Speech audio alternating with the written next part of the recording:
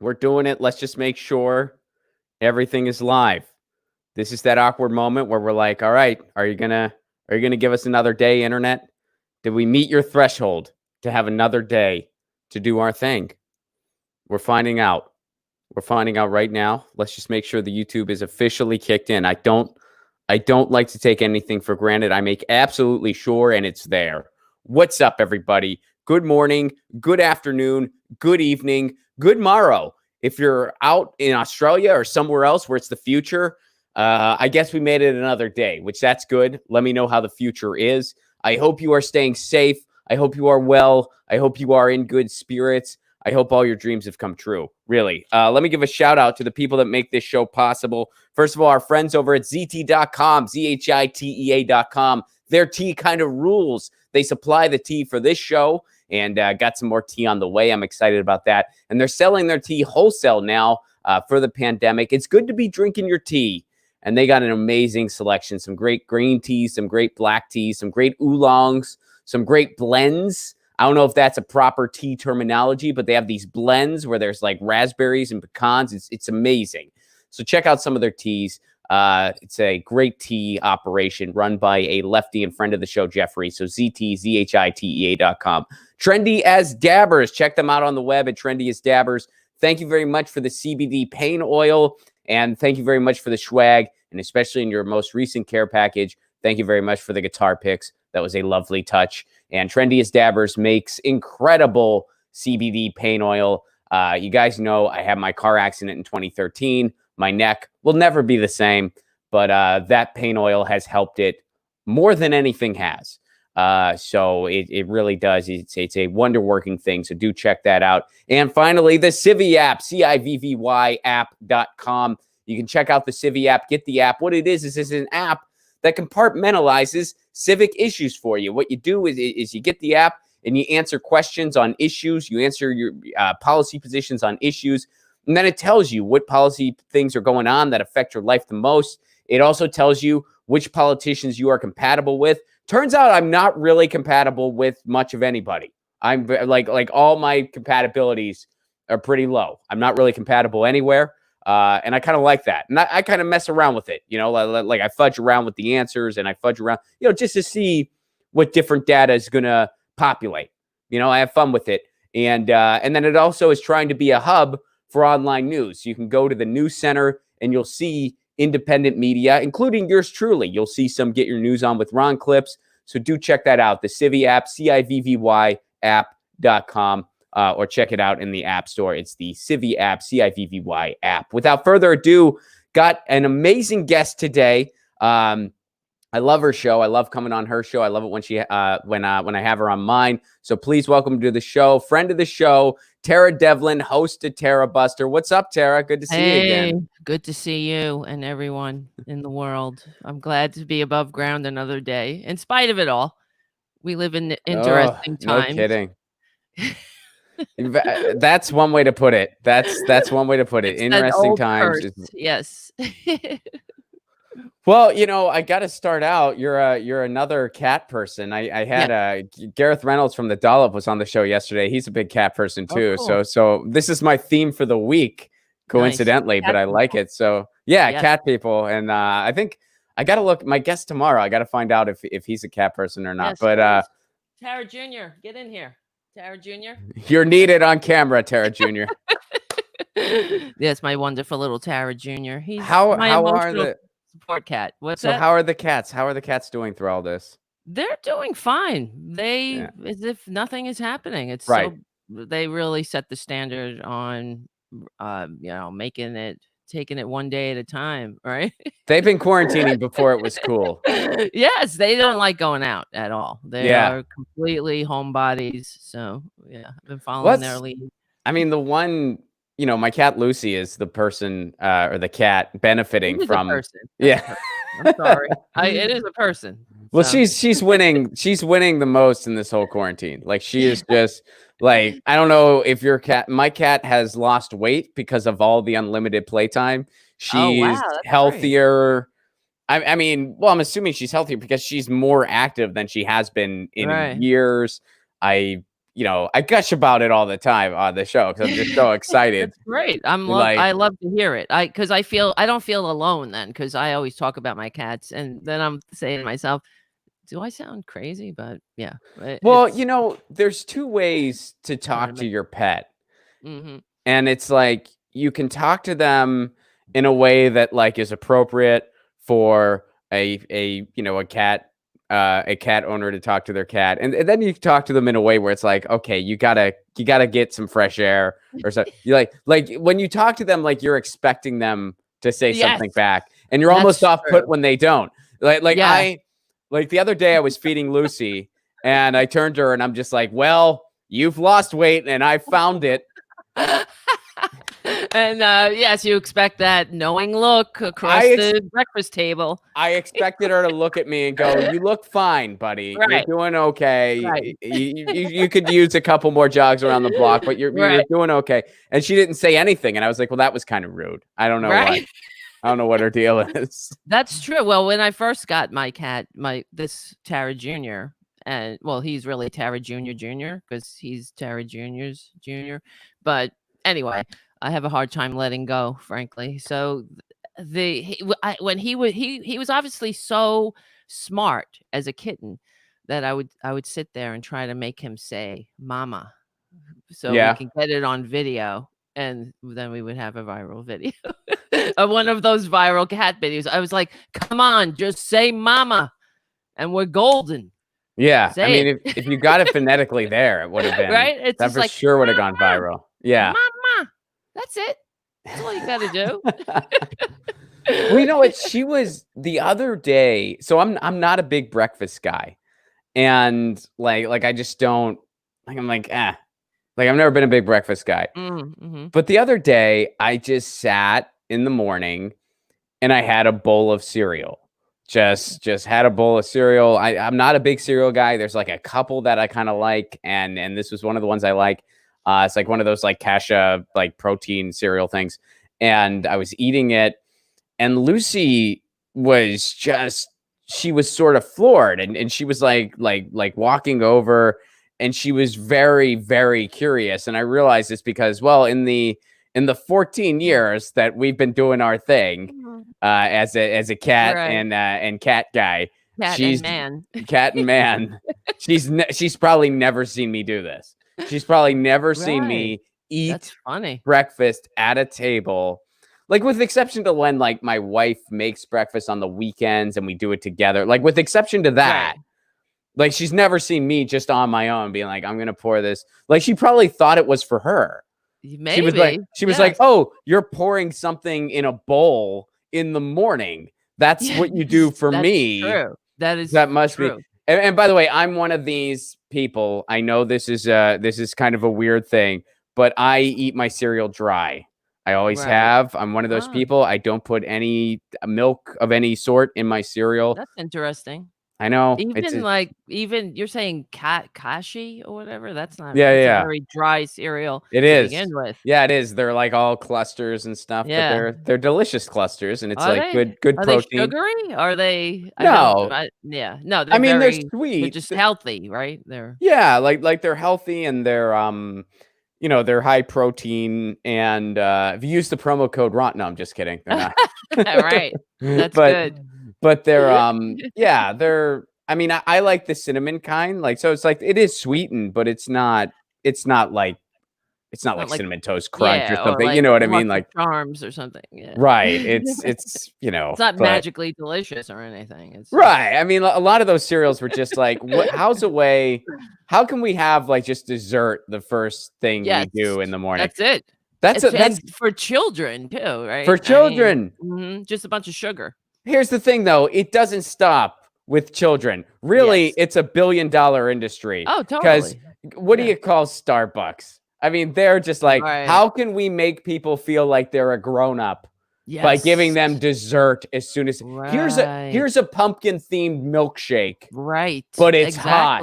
Yes. There's coffee somewhere in there. Yes. And it's hot. You're still adulting. It has caffeine. Exactly. And it has caffeine. Yeah. Yeah. And it's almost $7. So yeah. Is that all? Yeah, I think so. I mean, it depends. I Yeah. I don't I don't real have I've never had a I'm not a big pumpkin latte person, so Yeah, I'm not either. yeah. I I mean, keep it basic. I'm very basic with my coffee. yeah, I try to avoid Starbucks the best I can, but, Mhm. when I'm traveling or if I'm just Right. and it's the only thing around where I can get internet, I'll get. But even when I go there, their actual drip coffee is absolutely disgusting. I It's know. like Yes, I think yes.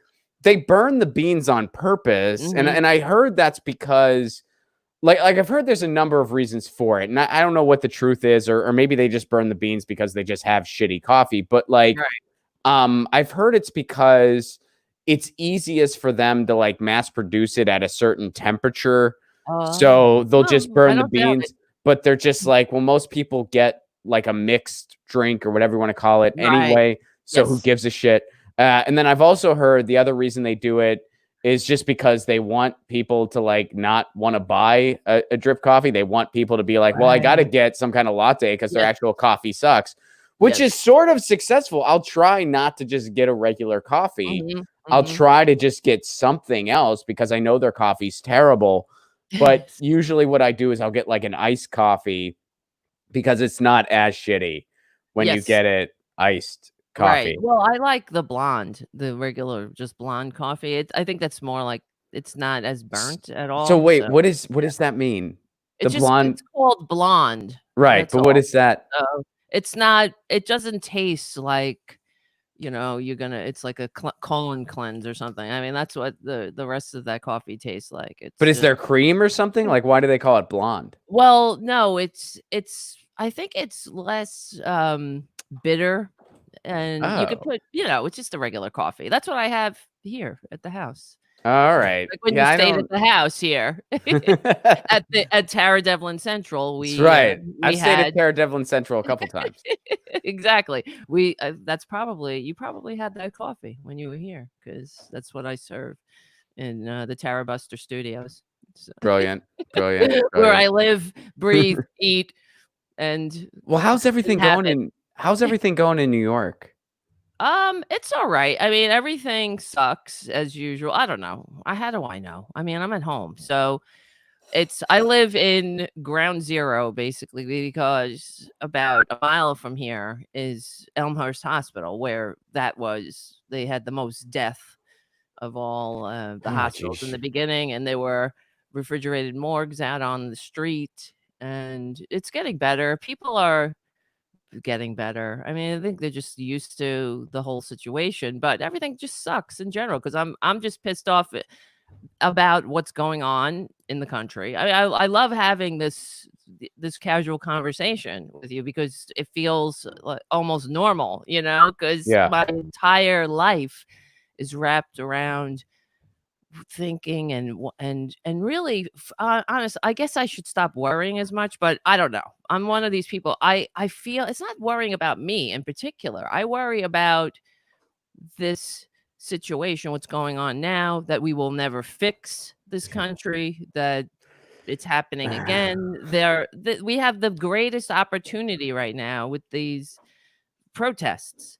Right. And There you go. That's the silver lining. And yes, that's something that we all have to hold on to a little bit. Like people are seeing cuz I'm with you and it's a weird, you kind of feel an obligation to want, like to do your part for the world at large and we all should, but the other side of that too is like if you dwell on it, you're mm, not helping because you're just right, going to you're going to make yourself ill. And yes, it's like we got to just accept mm, that we're all in this one day at a time.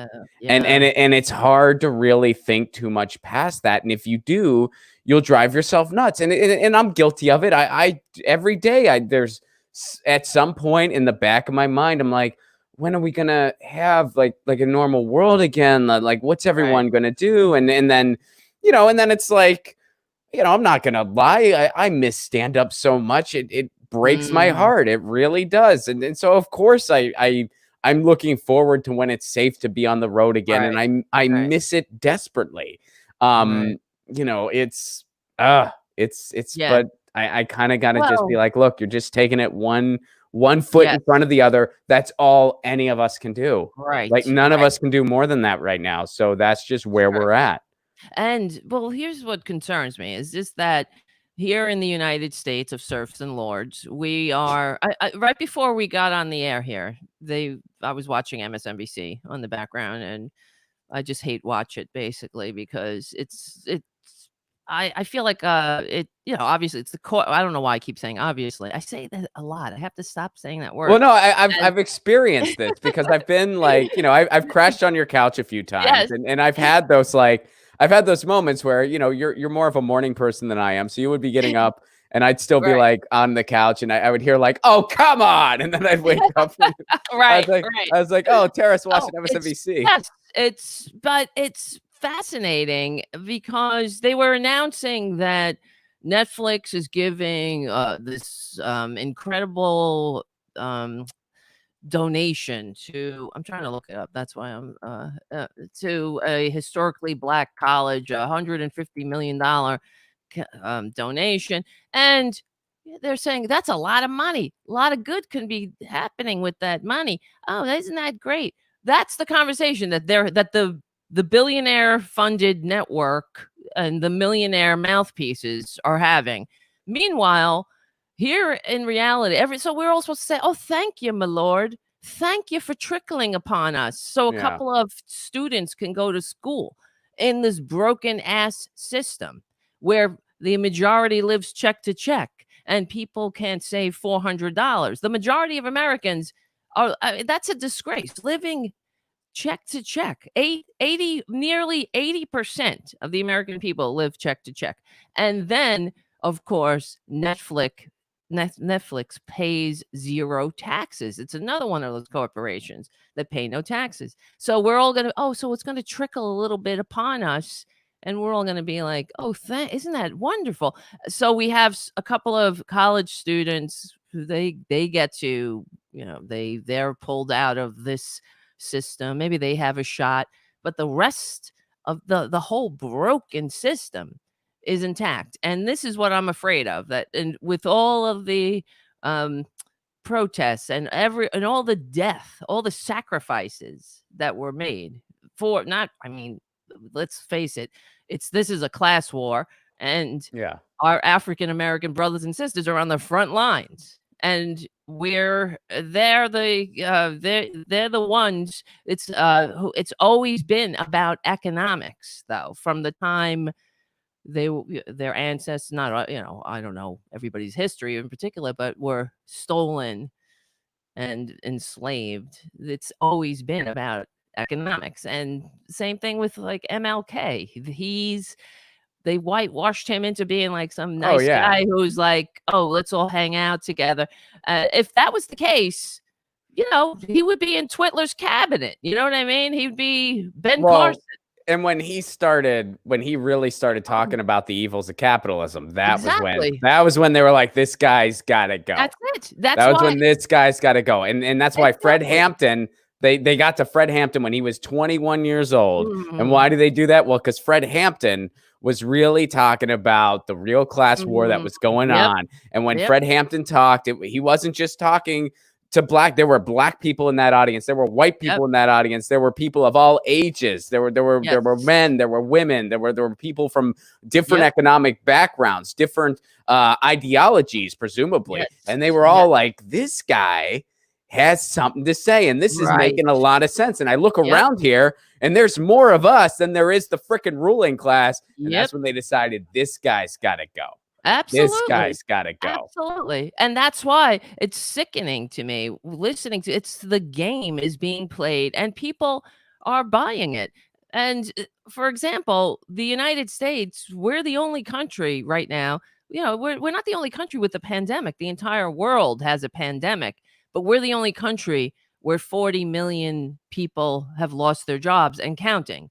And that's because in every other country, they're paying people to stay home. That is the social contract. You stay home, we'll backstop your salary. And then when the pandemic is over, they go back to work. No businesses are going out of business. We don't hear this Do on you? corporate Yeah. media. They don't say what other countries are doing because it's just No. so. But we have conversations. I mean, have you had conversations with like just friends of yours Yes. in other countries? And it's like Yeah. it is so infuriating. I know. And I'm not saying it's perfect. I mean, dude, No. everywhere has their problems. That they have their Right. problems dealing with this. Nowhere is perfect. I'm not suggesting anywhere is. Exactly. But Exactly. like, I talked to my friend in England, Gordon Dimmick, really great media personality. He's been on this show, and people are telling me stuff like, yeah, but I'm getting 80% of my wages. Yep. So, Yep. but there's That's this, it. and then they actually have government programs Yes. where it's like, oh, so right now, because I'm not working, but because I'm young and able-bodied, I'm delivering food to people that Right. really can't leave their house right now. And that's a Mm. government program that's available. And then Yeah. they talk, and to them, you know, what we do is just so like they're just Yes. concerned where it's like, do you have anything like this? And you have to explain, it's like, No.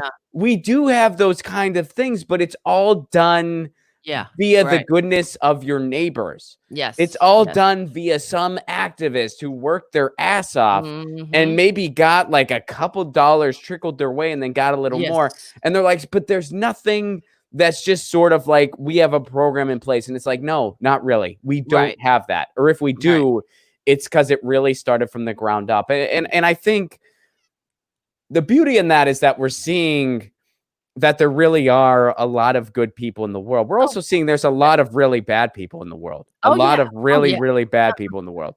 But we're Yes. seeing a lot of good people in the world because we're realizing, like, we are a complete corporate coup. We Uh-huh. are a complete banana republic. I would go as far as to say it's an embellishment to even call this a country. We're a corporation with state lines south of Canada. That's Yes. what we Oh, are. absolutely. And it's Absolutely. like, but our numbers are still, I mean, our numbers are bad, but there's other countries that are at least behaving like countries that our numbers are like comparable with because, our brothers and sisters out there are rising to the opportunity. Mhm. But Mhm. this is beyond inexcusable. I mean, I'm at the point, and the one thing these protests have shown us is that this is where we actually have a little bit of power.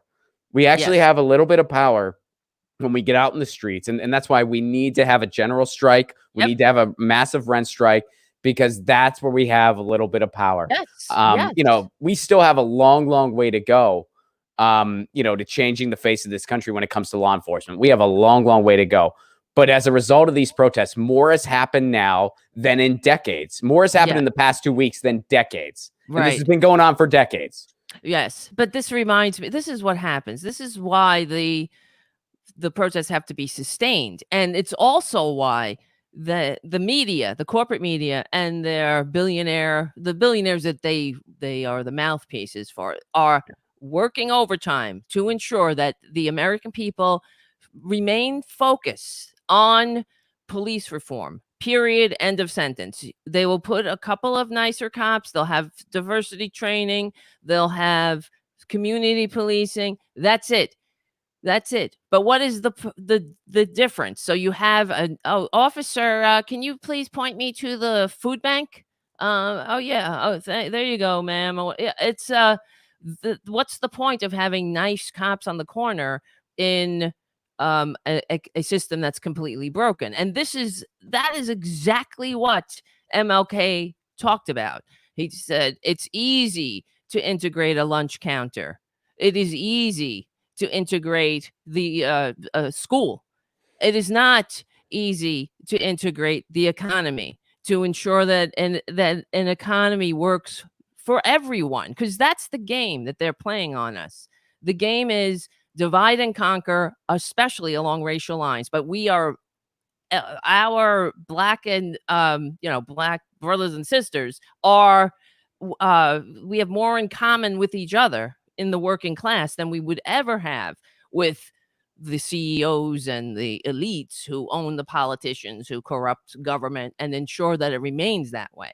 So Mhm. the fact that we have fascist cops on the street killing people, it's another game because they want us to think that it's all focused on some people. And even like James Baldwin said, when he famously had that debate with William F. Buckley, the douchebag, another conservative douchebag born on third base, thinking he hit a triple. And so he said that the one thing that even the horrible conditions in the South, the Southern poor, at least they say, at least I am not black. Like that's what they could say. And that is the game that they play to keep us divided. And it's always been that way. They have always come after us, the working class, along racial lines. Even when union organizers would go and try to organize labor forces, they would tell them, you don't want to have to call some N-word your brother, do you? So that's the game that they play. And unfortunately, a lot of people buy into it because you don't hear that on the corporate media. You don't hear that the United States. They never make those connections. They never ever make those connections. They try to make it out like they're completely separate. Yes. Because that's how they justify this BS status quo. Right. You know, and that's why it's like it's not a coincidence that we have systemic racism in law enforcement and have for years and years. It's by design. It's by design. And that's why, you know, there have been great efforts for decades now of literal neo-Nazis and white supremacists to infiltrate law enforcement. And it wasn't hard for them because really it's set up for them. That's smiled upon. That's okay. So, you know, I mean, there's a lot of KKK members with badges and guns, more than we even realize. Yes. It's true. So, Tara, I thought I lost you for a second. Yeah. No, because there was I think are you there, Ron? Yeah, I'm here. Oh, okay. Yeah. For a second, I thought I lost you. No, because there was, I don't know if you saw that video there was a cop in New York giving a white power sign. I saw that video. So, well, they've been showing this stuff like where they have the tattoos. Right. I mean, it doesn't get more. And Anonymous showed us back in Ferguson. This was Ferguson. They showed us. They're like, look at all these KKK members. They're cops. Amazing. Nothing happened. Nothing happened. It wasn't even like, well, we're going to do more extensive backgrounds. Nothing. Nothing. Right. And that's supposed to be a bar to entry because I was in the National Guard, as you know, and that's, if you have a they look all over your body. If you have a white power tattoo, I mean, part of the physicals, you have to stand there and they note your tattoos and whatnot. And that's if you had a 88 tattoo or some Hitler thing, that's a bar to being admitted because, you know, we don't want to train racists to take up arms against the United States. But this is what's happening too. I'm in 100%. I 100% believe that just fixing the police force, the fascist police force is the symptom. It's sort of like Trump. He is the symptom. He is not the cause. You know, so just removing Trump is not going to fix the system, even though obviously he sucks. But, you know, it's the whole thing. If we had a functioning system, we wouldn't have a Twitler. It would never have happened. You don't think he's nailing it with how he's handled all this? He's nailing. Yeah, well, only in the best way he knows how, which is to bullshit. That's all he's ever been, is a bullshit artist, and he sucks at it. He's never been a successful businessman. We have the receipts for that too. He's not only a serial bankrupt, how he made his money initially. Well, him and his waste of human DNA brother and sister, they formed a corporation to siphon money out of their father's trust fund. Not out of the trust fund, out of the father's businesses, tax-free. So they made up this fake corporation, and then they made fake inflated invoices from the corporation to get this money. And then they use those fake invoices to take to the government and justify raising rents on Section 8 or low-income housing.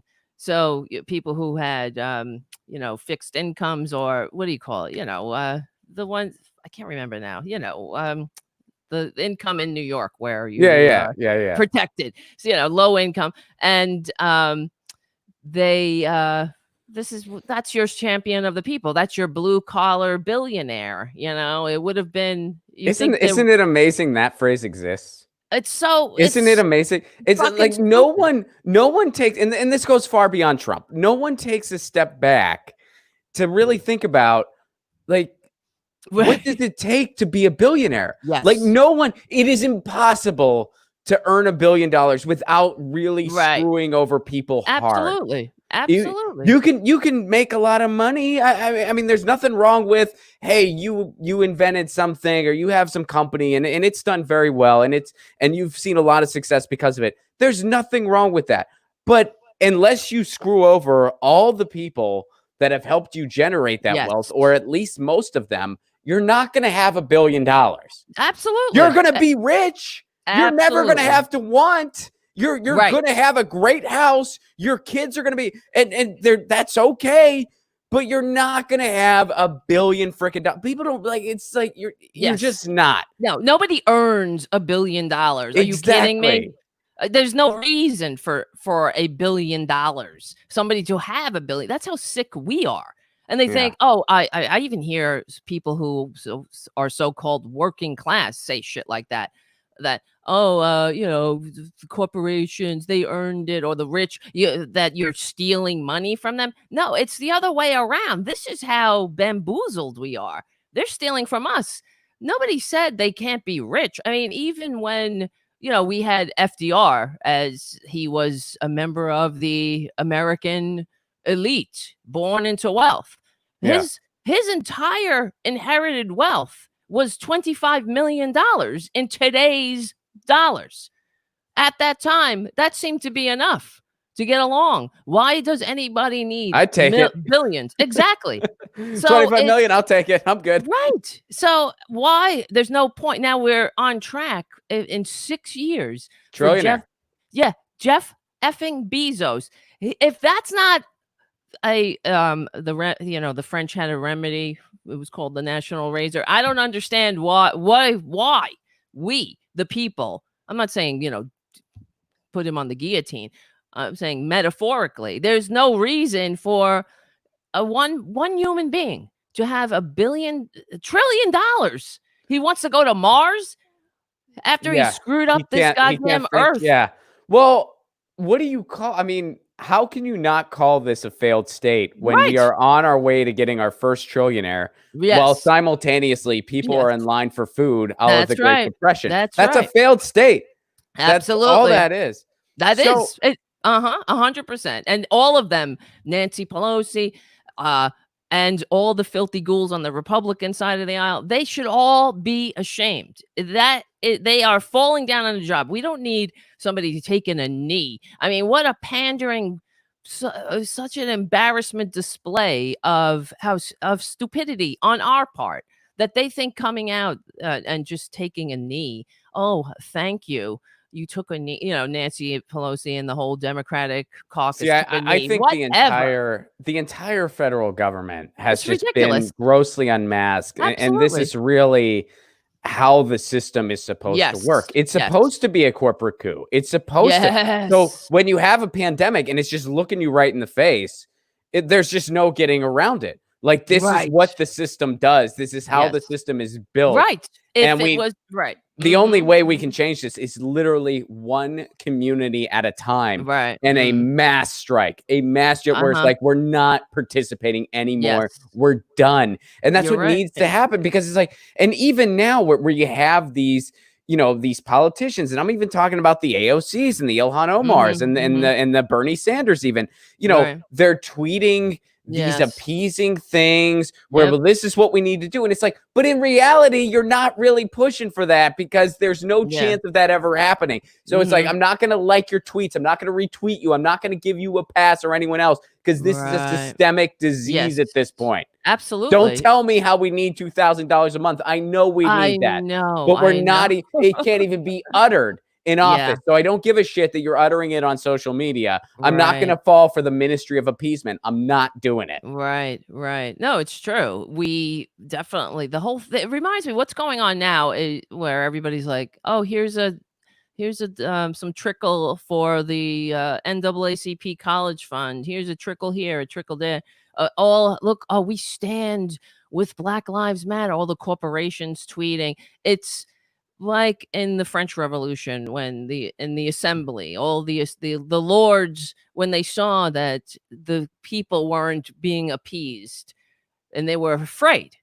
Yeah. So they were in the assembly saying, "Oh, I give up my title." Oh, and they were all hugging each other and crying, "I give up my land to the people. I'll give up," so they were giving up all of their inherited land, inherited rights, inherited titles because they wanted to keep their heads, their inherited heads. But that's what I feel is going on here. They're all like, "Oh, but here's it's terrible what's happening to those people, this one segment of society."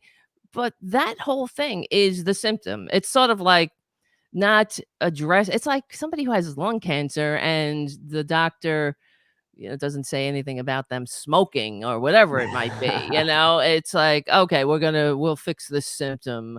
The whole thing needs it really. What I mean, I have an opinion is I think that we need economic.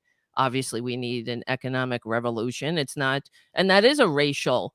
That's racial justice, is economic justice. Everybody in, nobody out. This is how we Mhm. start to heal. If you're an American citizen, doesn't matter what neighborhood you're from. Every school is funded from the general fund. So we don't have bad schools and good schools. We have schools that you go to a school. It's just as good as in whatever 90210 than it is in some other whatever another location. That all of They that remade that show recently, didn't they they? did. I As a don't know. sidetrack. I think they did remake 90210. They might have. I didn't see it, but Oh my god, yes, I watched that show when I was younger, and, yeah, I I don't know. never got into it. I Yeah. was one of I the never I mean, I people never loved it. yeah. People loved it, but I never quite caught on to that. I also I never caught on to Friends. I was Oh, sort I of hated Friends too, and I also really hated yes, and Sex and the City, I hated. I never got into that. I never got Yeah, into any of that stuff. I never I got always into felt really depressed watching Sex and the City because people I worked with they would all say, "Oh, no, I'm a Samantha. I'm Mike, whatever the hell. I'm I a" remember people saying stuff like that, and I Yeah, was just, like, confused. Like, they would right. say stuff like, "I'm a so and so," and I'm like, "I thought your name was, Yes. was" I'm a Charlotte, and I'd be like, "I'm out of here," but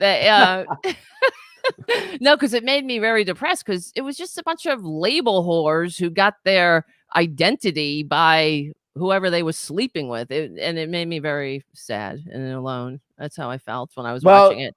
well, you know what? Just in I the do world, I do believe that everybody on the planet is either a John person or a Paul person, though. What is oh, you mean as far as the Beatles? I'm just kidding, I but don't even know what that means. I don't is that what you mean, the well, Beatles, John yeah, or no, Paul? I mean the Ah, Beatles, but yeah. But there is, yes. like yeah, I mean, like, Paul I mean, and I guess, like, basically what that means, like, John was sort of the more, like, tortured artist type, Ah, and Paul yes. was kind of the more and you see that in their songs where it's like Paul would be like, good morning," Ah, right. and John Yes. would be like, "Come on, I'm sleeping," it's Yes. I don't know. But I then think I'm more like there's a lot of in George people between. out there. Yeah. There's a lot There's of some George and there's some Ringo people. right. There's some Ringo people where it's just like, hey, I've had a lot of health issues that I've overcome, and I'm just kind of happy to be here. And Right. let's just focus on the peace, folks. And then there's, You like, know, Best people too, right? That missed the whole that just boat. missed their boat. That It's like I'm Oh, I that hope guy. I'm I the don't wanna be that guy. I really don't. Maybe I am, but I just am in denial. Who the if, hell knows? I don't know a ton about his story, but it'd be awesome to talk to him. And he's just like, yeah, I'm actually the Pete Best of my life. Even Right. I could have been in on this big investment Wow. thing. I didn't do that either. I've Oh my just, god, yeah. Is he still alive? Yeah, I'm looking on his Wikipedia. He's 78 years old. Randall Peter Scanland, born in 1941. Poor guy. There's a picture of him on his Wikipedia page drumming. could have owned Holiday Inn, but did not. Yeah. Coulda, woulda, shoulda. Damn. So I gotta get. We haven't gotten to like anything I had planned yet, which is cool because Oh, I'm okay. this is I feel a little less alone I talking to hear you. someone. But Right. so I wanted to go here. Have you been following anything that's going on in New Mexico? No, well, let me see. What So happened? All right, so check this out. Man shot as Just a New little bit. Mexico protesters try to remove Spanish conquistador statue. So police in Albuquerque have named a member of the militia group who was arrested after a man was shot in New Mexico City, on Monday night as protesters tried to tear down a bronze statue of a Spanish conquistador outside the city museum. Authorities later announced the statue would be removed until the next steps could be determined. So a group of men. So basically what happened was there was this militia group. Now I have an email. One of the regular listeners on this show was there, and he sent me this email where he's like, here's what actually went down. And he also sent me this article to accompany it. So I want to read his email. I'm not going to say his name because I don't know if he wants to be identified, but here's what he sent me. He sent me this article, and then he goes, so after getting the statue of Oñate, who is Don Juan Oñate, was a brutal Spanish conquistador who left rivers of blood across the state of New Mexico. Pulled down just north of here, so just north of Albuquerque, they got a statue pulled down. Protesters went to Albuquerque to get another. That's when the right-wing militia and self-appointed civil guards showed up to menace and intimidate people. Other right-wing nuts were in the crowd trying to start fights. The shooter first threw a 100-pound girl to the ground from behind, and the article talks about that, where he was this person was throwing girls to the ground before getting their gun out. He got hit in the head with a skateboard and then pulled a gun. The victim was shot as he tried to tackle the right-wing militia guy to get the gun away. The militia boys ran over and formed a circle around him to protect him. The cops then came in to arrest the militia and the shooter, but they were there the whole time. They let this happen. Yes. And here's what this account says, that this person who was there, they referred to the militia as armed friendlies on police radio. And then they began shooting tear gas and rubber bullets at the protesters. And this person saying it's much more fucked up than these articles let on. Then he also adds, I almost forgot the shooter is a county sheriff's son. That's who he's calling. There you go. So again, systemic racism. Yes. Is this something that can be reformed? No. This is not reformable. Yes. This is a systemic disease. Yes. This right-wing militia, deemed as a friend of the cops, was shooting protesters, peaceful protesters. They were shooting them. And then the cops said, step in after that's over. And I know there's I believe there's a GoFundMe to help the guy who was shot too. That's out there. You can find that. So, this is not a reformable thing. No. You got it. And that's why when people are just like, well, defund just sounds a little scary. It just sounds scary. We got to pick something else. No, this isn't reformable. This is not, you can't reform this. You have to defund, demilitarize, abolish, and then reinvent. And I realize that's too long. That's too long to chant. We can't chant. That's too long. It's too much. I know. It won't fit on a sign. That's just too. But and people who can't fathom that, I'm like, well, can you fathom continuing this? No. Can you fathom that? Can you fathom continuing this brutal, systemically racist killing machine? Is that fathomable? I'd say no. No, you're right. We got to do something different because it can't possibly be worse than what we have now. Well, I guess it could always get worse. That's the scariest thing.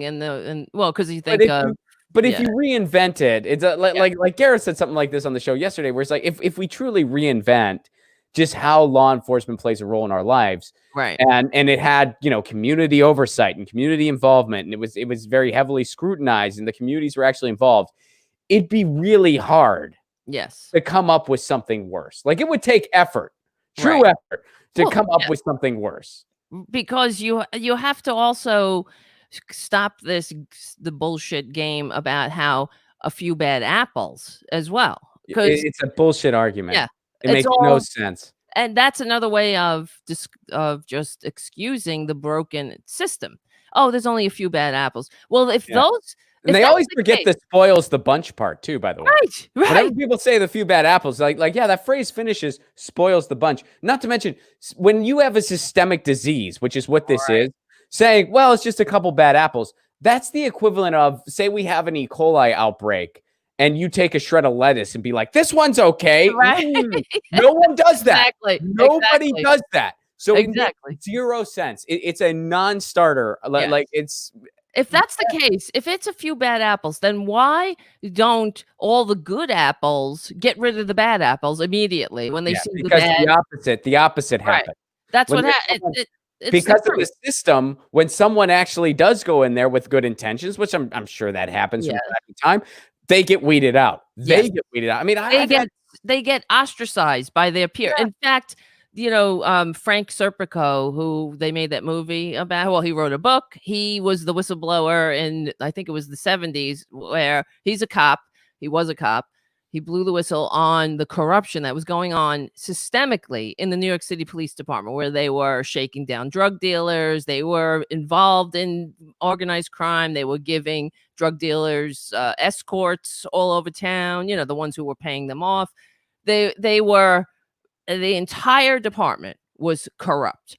And this man, Frank Serpico, he came forward. They tried to kill him. They wouldn't. He was on a call that he almost lost his life. They didn't send him back. I mean, there's like a whole story, and he still writes about it. And he recently wrote an article saying that he still gets vilified by the cops. So whenever they'll still call him names, he'll get nasty emails, they'll boo him, I mean, if he is, but he was the one that blew the whistle, on the entire department of corruption. He would be a hero if it wasn't a corrupt system. They would lionize him, not vilify him instead to the this day. opposite. Exactly. And he was also the article I read that he wrote. He was talking about this incredible use of deadly force now that is now the first thing they go to. And he wrote about one of, during the back in the day or whatever, when he was on the beat, how it was, at least that wasn't the first thing they went to. Like, they used to, he told the story about a cop who was attacked by a knife, but obviously the guy was out of his mind, and he didn't murder him. They subdued him, and he was stabbed in the process, one of the cops, but they still didn't murder him at the time. But it's amazing that, they always, they always manage to apprehend certain right, people. exactly. Dylan Roof Yes. shot 9 people in a black church. Yep. And they took him out for Burger King They went before to taking him to Burger jail. King. That's right. I mean, Oh my God. Yeah. and there was that. I mean, recently there was a white guy with an axe or something like that in North Hollywood. They were able to apprehend that guy. Right. They were able to. I mean, it's very, very. Then they go into, I remember reading about this woman, and she was a black woman, an older black woman, and she had a mental problem. They just bust in the door and they shoot her dead. So what is that shit? Anyway, anybody who calls themselves a patriot, who calls themselves an American patriot, needs to they should understand. Otherwise, they're not patriots. That's the cops are there to bring you to your day in court. They're not the execution squad. They're not there to administer justice. They're demanding that we open up the government during a pandemic. They're the ones instigating the violence. Yes. The cops are instigating the violence. I mean, it's just every single protest I've been to. It's either, if it's been completely peaceful, it's because the cops never showed up. Yeah. And whenever things got dicey, it's because the cops showed up. Right. So, so let me ask you this. This is like a fun statistic I found. I wanted to share today. If I asked you, who do you think dies more often on the job, a cop or a farmer? What would you say? Well, it's definitely not a cop, because they are in the one of the lower danger. You'd be right.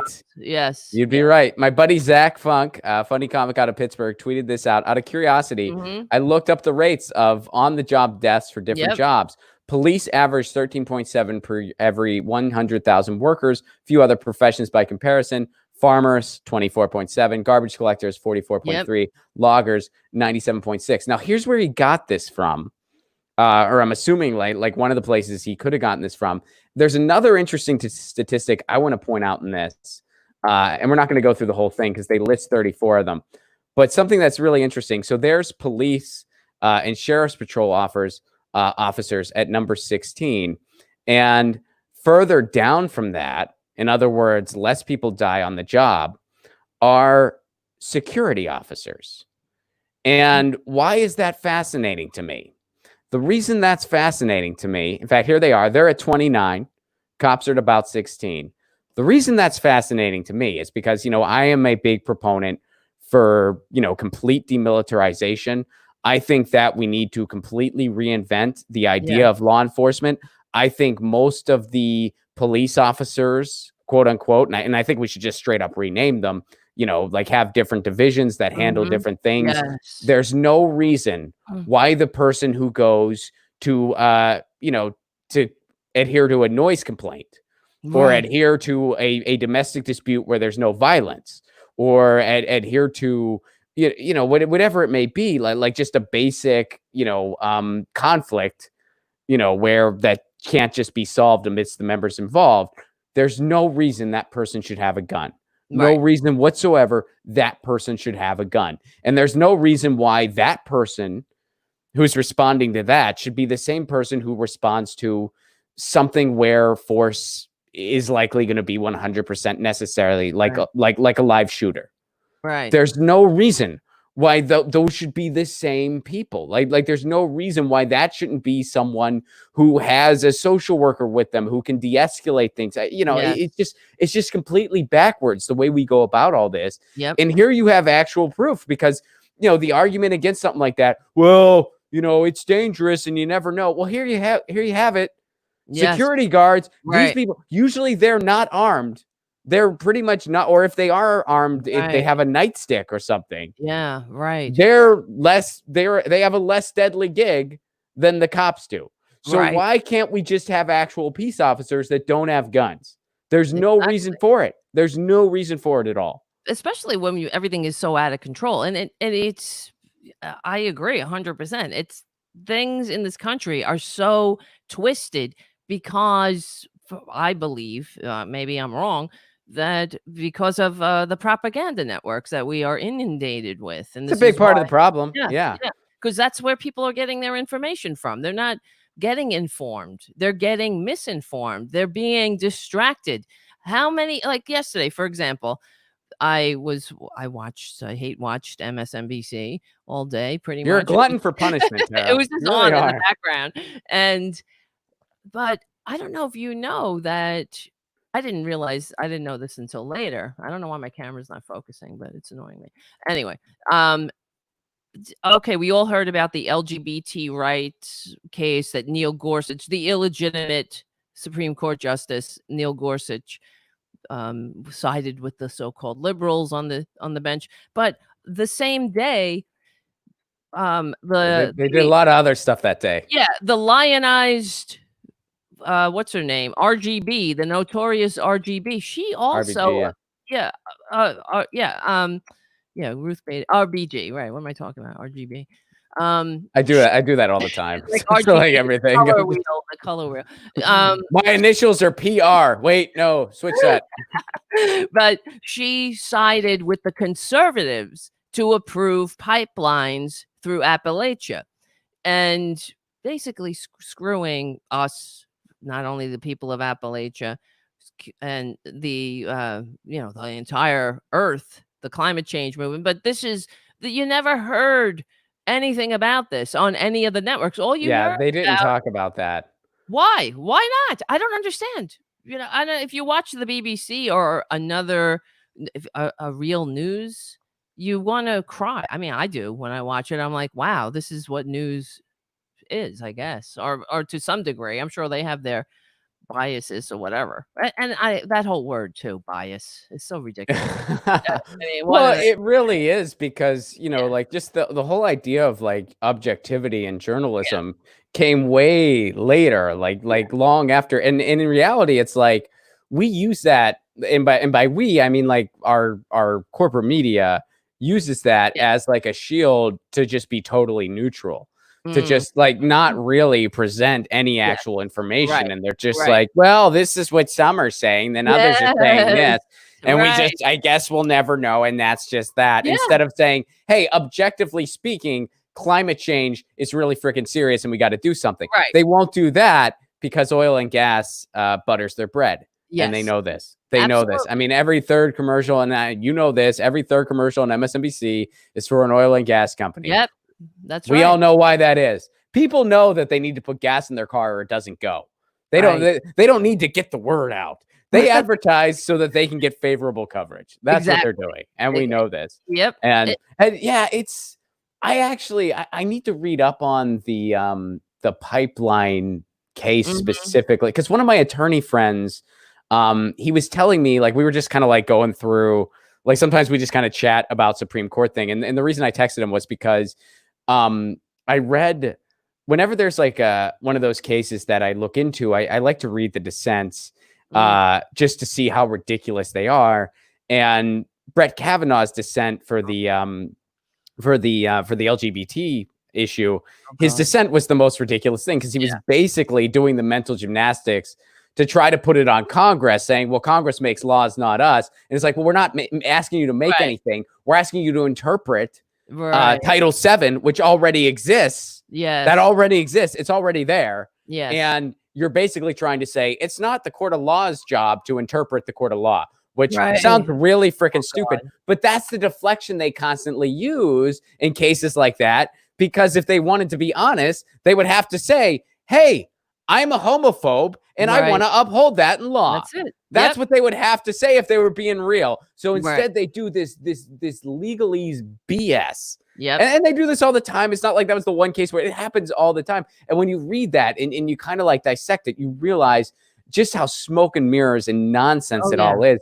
But anyway, when I was talking with my attorney friend, he said that, you know, the pipeline thing, like there were some complexities to it where it actually was also in regards to the court's ability to rule on it. And so I don't, I don't, so I'm just, you know, throwing that out there. I don't know the whole thing. I'm not saying that, I'm not saying the ruling was right or wrong. I'm just saying like apparently there's some complexities to that one that my attorney friend was telling me about. And I need to look into more. I'd like to look into it too. That's yeah. So I'm, you know, I'm not saying anything definitive about that one, but, so, but exactly. But that's the whole point of the court anyway. It's just to wrap their BS in the veneer of legitimacy. It's really fixing the facts around the policy. That's what the conservatives do. That is what I guess everybody does to a degree, but that's what Kavanaugh does. That's what Scalia did.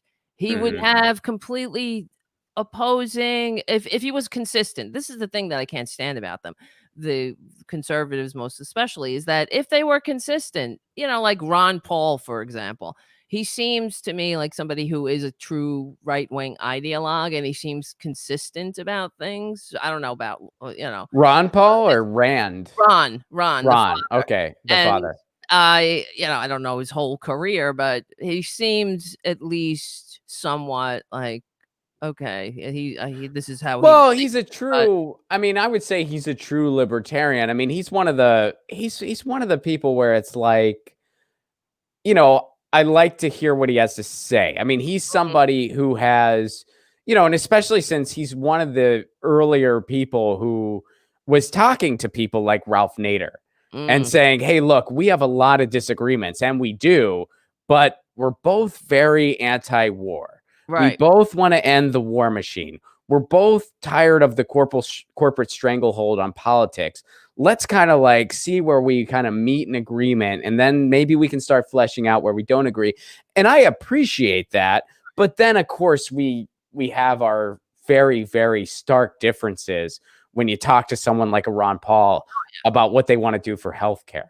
And you talk, and the idea that, like, you know, further deregulation would get us out of this is just, well, that's why. Come on, like, that's not going to happen. We need more protections for people. Absolutely. They're fantasy. It's the whole libertarian thing always irritates me, because it's sort of like, let's discuss. It's not interesting, by the way, because it's not even, it doesn't exist. No. Well, it's been co-opted. I mean, the whole like the idea of libertarianism in the contemporary USA sense is not not really when you look at like some of the people who identify as socialist libertarians I don't even and know what stuff that like is. that. What is that? It's like they make shit up. Somebody was arguing with me once, like on Twitter or something, saying, I'm not a conservative. I'm not a libertarian. I'm a paleo neo conservative. I was Well, like, that's the thing. I mean, fucking shut up. Who no, cares? I know what you mean. I mean, it's like terms get co-opted so much. Paleo neo libertarian. What does that mean? It means Well, nothing. well, no, the paleo socialists are just socialists who like to go to museums. I know what that is. They like to see the museum. They like to go to the Museum of Natural History. I They're like that. they're pro museum socialists. That's all. And then the and then Right. the prehistoric libertarians are just dinosaur enthusiasts who are also libertarian. Right. But in like 10,000 years of recorded human history or whatever, maybe it's a little less than recorded. Yeah, I guess maybe a few thousand, but they, or more. No. What am I saying? It's about 10,000. Anyway, there's not been a libertarian society ever. It's all Right. made up in There's not. somebody's mind. It's like Ayn Rand. They read Ayn Rand, the ramblings And they of never grew out of it. They of never a grew out of sick it. sociopath, and she was a textbook sociopath, and they say, "Oh, okay, this makes perfect This is how the world should work. right." And it doesn't work that way. And I wish they would just, go Galt already. Get out. Go Galt. What are you waiting for? Shrug. Well, yeah. I mean, someone told me once, like getting back to the socialist libertarian thing, I was kind of describing, because like if I had to describe myself as one thing, like which I don't, I don't think it's fair to just put one thing, but Mhm, I would say the closest glass for me would be market socialist. mhm. Like that, and you can read like the book really lays out like market socialism and what that's all about. And basically it's just as simple as, I'm all about workers owning the means of production. I'm all about, like a strong social safety net in society.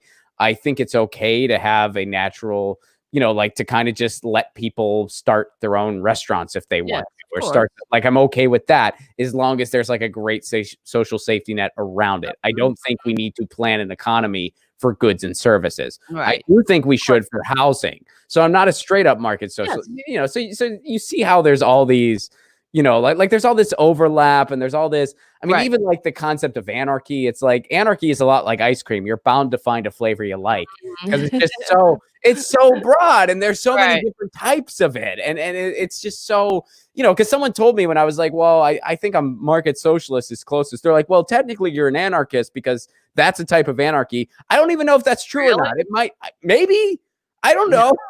I don't know if anarchy. I don't even know what. That's also a very immature thing. It's like anarchy. What are you gonna do? Well, anarchy in the blunt sense, what you're told it is very immature and anarchy. Yeah. But again, it's like such a broad. There's so many different types of it. There's so many different schools of thought around it. So many different like writers and thinkers that it's like, what you're taught, where it's just like no rule, no law, like that's sort of like the caricature anarchy. That is a type of anarchy, yes, but that's sort of like the caricature that you're taught, where that's everything. And like, no, there's a lot more to it than so. So it's like, yeah, these terms get co-opted. There's overlap. So It's like those sovereign citizen idiots who they annoy me too because they're I driving. don't even know what that means. I don't even know what Somebody who that's all says about. I'm a sovereign citizen. They don't abide. They're their own country unto themselves. Sovereign citizens. They I've exist. never even heard this. Well, this is what I mean. They make shit up. Somebody if you go on like let me see sovereign citizen. I am a sovereign Neolithic paleontologist, socialist, Paleontology. anarchy abiding. I'm an anarchist sovereign Like, citizen. I don't know. Yeah, I know. I just try to be a good guy. I saw some YouTube video of a guy who got pulled over by a cop, and he was like, "Oh, I don't believe in your laws. I'm a sovereign citizen." And he didn't have a registration. I don't need a registration. I'm a sovereign citizen. So he thinks he's his own little.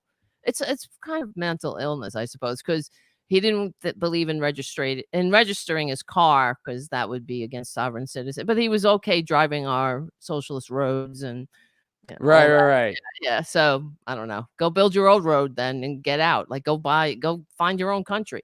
I mean, really.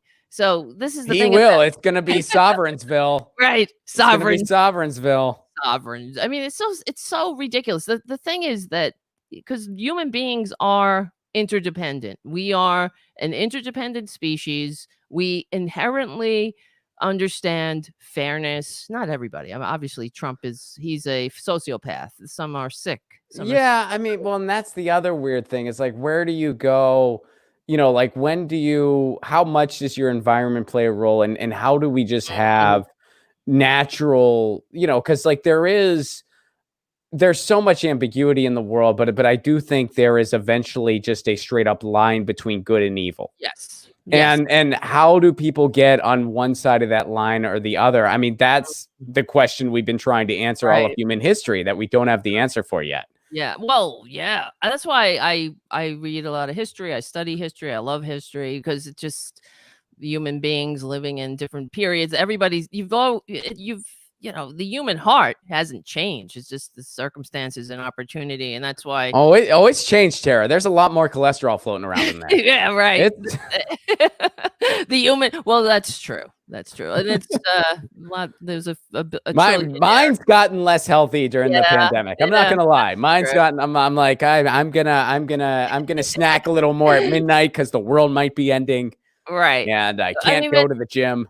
right. True. That's true. That's true. But it's I mean, for all like you were saying, there's good people are doing good things, people are doing bad things, but that's people throughout history. But what you can count on with people, this is what makes me concerned when we're talking about a general strike. That's why they keep us divided. This is why we will never have a general strike in this country until the working people of this country understand who their true nemesis Well, not are. just that, but it's by design that they want a world set up where we can't. Yes. In other countries, and again, I'm not saying Mhm. anywhere's a Right, no utopia. one's Of course perfect, it's but not. yeah. But countries like France, countries Mhm. like England, even Spain, Absolutely. Catalonia in particular, where they have worker co-ops everywhere.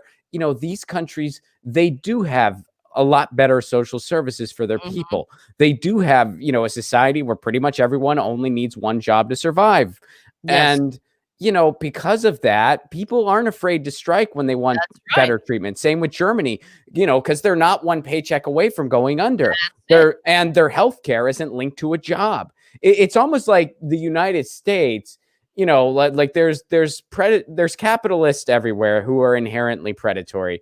I used to be a little more diplomatic about it and say predatory capitalism. I don't say that anymore because capitalism is inherently predatory. Yes, It has done the exact same absolutely. freaking thing every time it's been tried. So Yep. whenever someone's like, well, is there a way we can do this ethically? The answer is No, no, no. we can't, because it's Yes, not set up to do that. When right. you pursue profit above all else, you're naturally just not going to look out for people. It's Hello. by design, and the ruling class Absolutely. wants it that way. So Yep. stop saying, well, I'm a capitalist, but Oh just god, stop. don't go Just I stop. mean, for Just real. stop. Thank you. Hello. So I agree.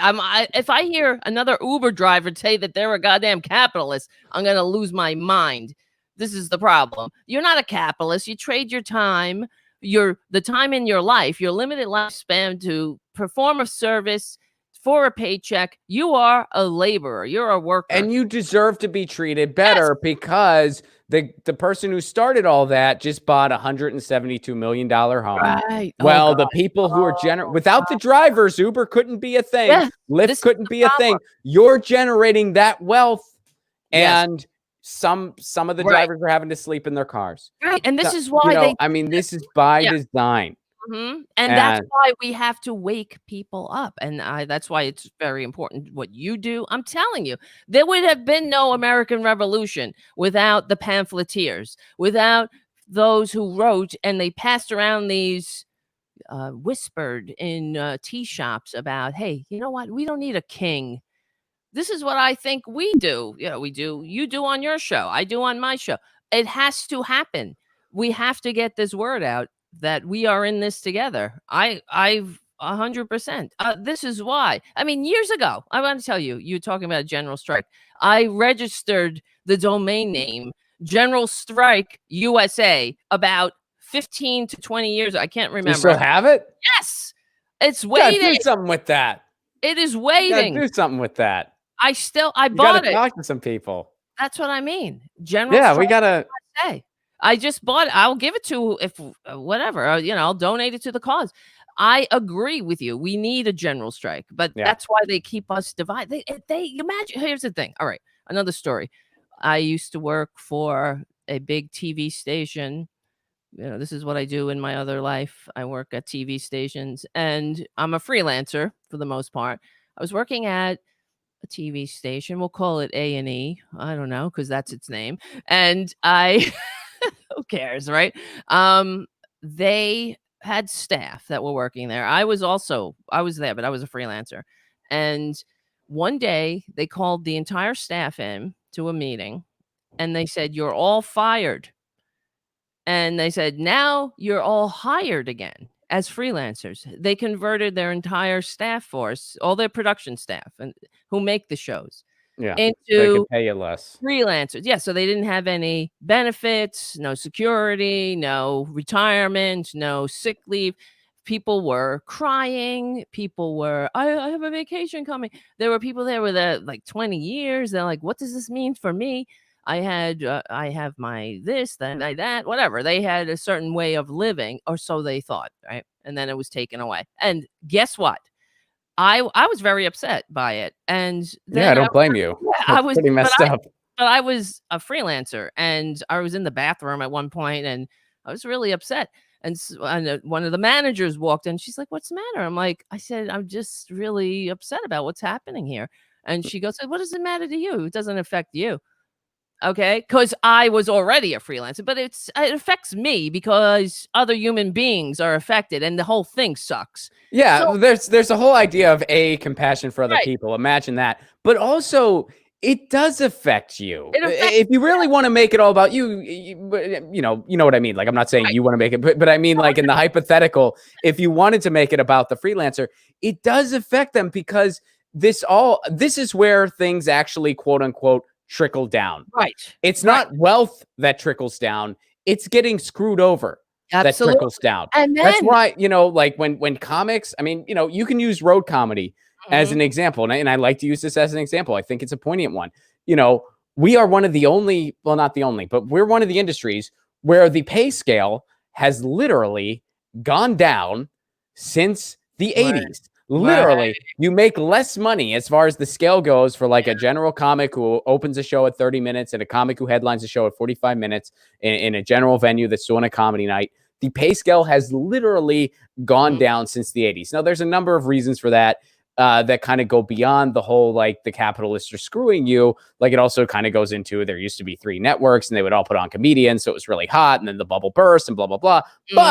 But for our purposes, what also happened was, they started screwing people over here and there, seeing if people would take a little less here and a little less there. And then eventually that trickled all the way down. Yep. And, first the headliner was making a little, and then the feature was making a little less. Then the Mhm. MC, now the MC's not even a paid spot anymore. You used to be able to make a living doing it. Oh. So it does affect the freelancer, because, well, everyone's a Absolutely. freelancer now. Yep. So you're going to get less freelance gigs because of it. Yep. And That's some people, true, yeah. some people do choose to freelance because they want to do a variety of projects. They have their own shows that they're working on that they want to be able to put time into, but that affects them too, because now the lane that they occupied is getting eliminated because everyone else is getting pushed down. That's it. And also, here's what happened then. The next day, everybody showed up. Everybody went back to work. And I was speaking to another friend of mine who is French. He's from France, and he's an American citizen now. I don't know why he wanted to come here, but he did. And I was telling him this is what had happened. And he was like, that would never happen in France, because if they tried it, you wouldn't show up. Yeah, the entire because not only would those workers go on strike, but then the bus drivers would strike, and the bakery owners would strike, and the truck drivers would strike. There would be a massive strike of all different working people, because they get it. They understand that who they're fighting against. We are a a nation of temporarily embarrassed millionaires, right? Right. That's what they try to sell you. Right. That's what they try to sell you. Oh, isn't it great that Netflix is gonna trickle a couple of scholarships on somebody? That story really got to you. I It haven't did. heard it. You've mentioned it. It's I 'cause have. it I just didn't hear happened. about it. I missed it on It just MSNBC. happened. It just happened now because it pisses me off. You know why? Because they announce it and then it's on MSNBC and they're like, "Oh, how wonderful! That's a lot of money. That's Right. really going to help." And they don't say anything about the fact that 80% of the American people can't save $400 or live check to check. How dare they? They And don't say anything about how an emergency UBI, as far as, you look at Wall Street, which, by the way, every Wall Street dollar is extracted from we the people. right, You look at what they actually bring in each year. Giving us an emergency UBI, giving the people of this country an emergency UBI so that they can get through this pandemic.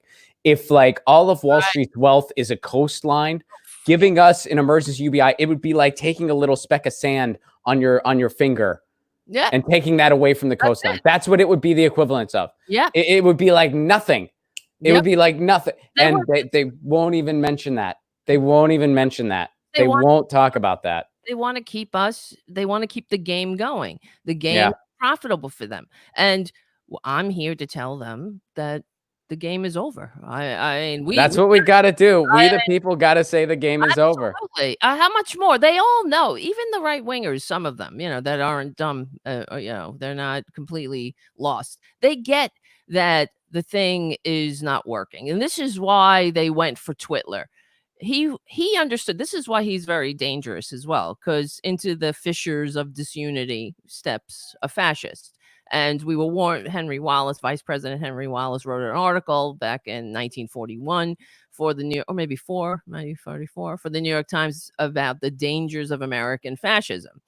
Yeah, we were fighting fascism overseas, but here's what fascism is at home. You could tell the fascist, the American fascist, by his deliberate perversion of truth and fact.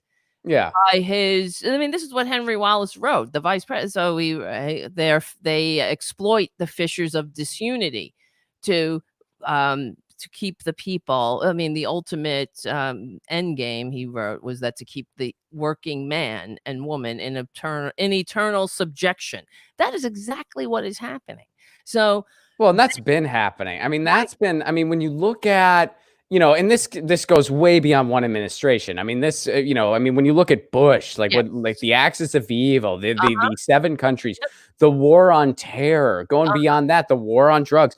I mean, it's just like these people looked at George Orwell as an instruction manual. Absolutely. And they decided, they were like, this is what we're going to do. We're going to make them scared of this random boogeyman that can never, ever be, quote unquote, defeated.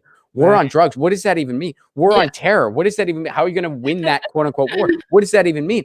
It's randomly defined on purpose. We go after all these other countries and continue an empire of war that benefits a very, very elite few while brutalizing the planet.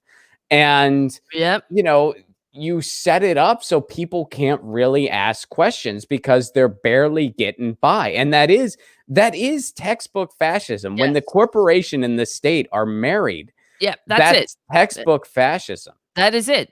You're absolutely right. And this is why we have to, I mean, one thing I do hear on the liberal media, I mean, not the liberal, what am I saying? The corporate media, the so-called liberal media, they have been, but they focus it on Trump. They say things that they have said that they have this delusion that once Trump goes away, we're going to be fine. And that they really show their hand because they're saying, well, we'll go back to normal. It's like, people don't want to go back to normal. What's normal? Normal got us here. Right. Normal got us here. Right. Trump's a symptom of the normal. Right. They want to go back to brunch. It's that meme, if Hillary was president, we'd be at brunch. That's it. They want to go back to brunch. Brunch.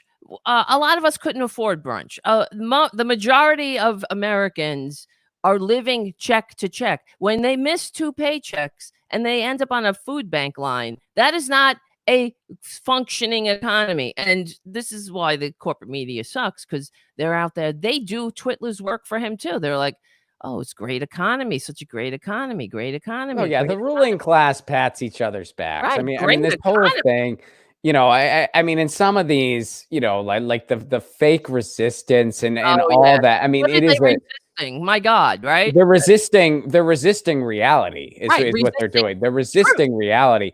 It's just a bunch of political theater. Right. It's Resist.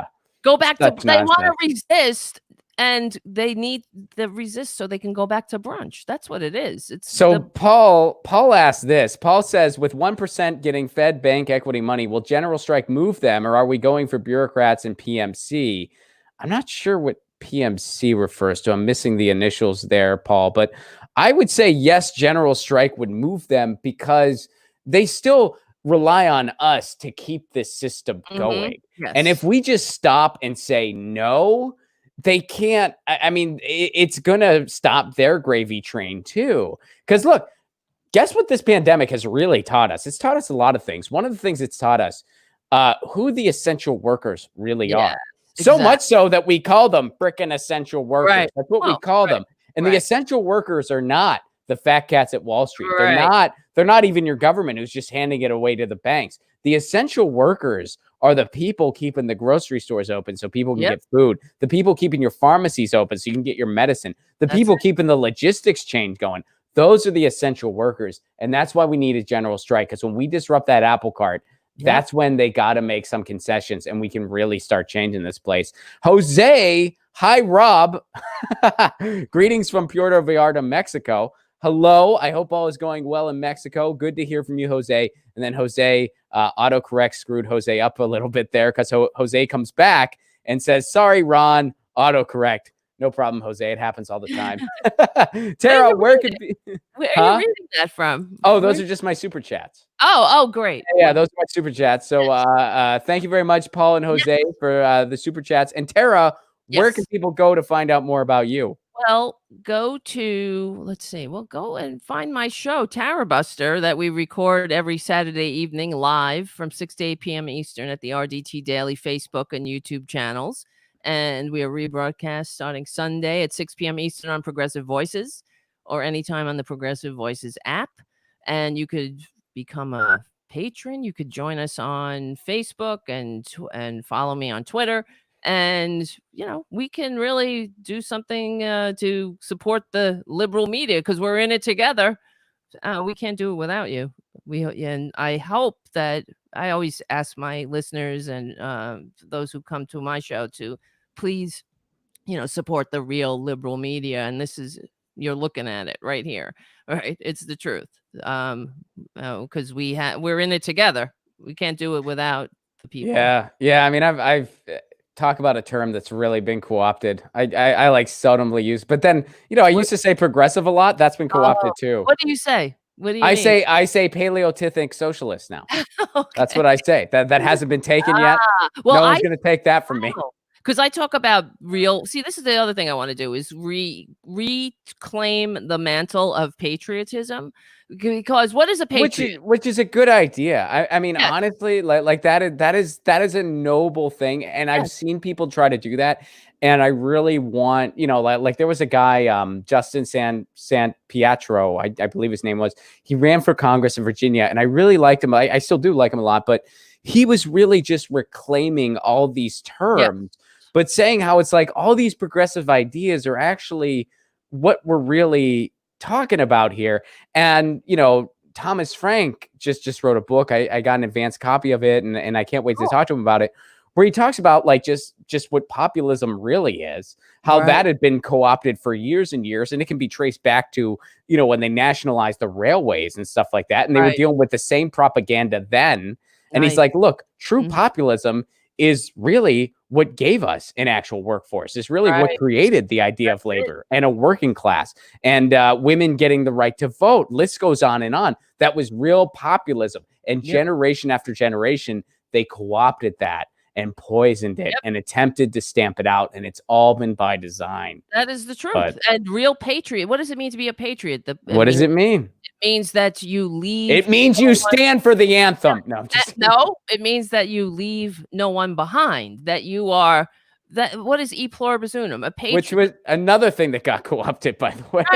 Right. So no child left behind. Yes, right. But we don't leave anybody behind in sickness, in ignorance, without a home, without a decent middle class life, or a living wage or roof over their heads. I mean, that's what it means to be a patriot, that you care about your fellow Americans, not like these dumb bastards who want to drink liberal tears. I mean, if that's your motivation, then there's something very disturbed. Anyway, but yes. And Ron, you're coming on my show and when the 27th. Yeah, 27th. I'm doing your show. So that's gonna be fun. Yeah. We'll do this again.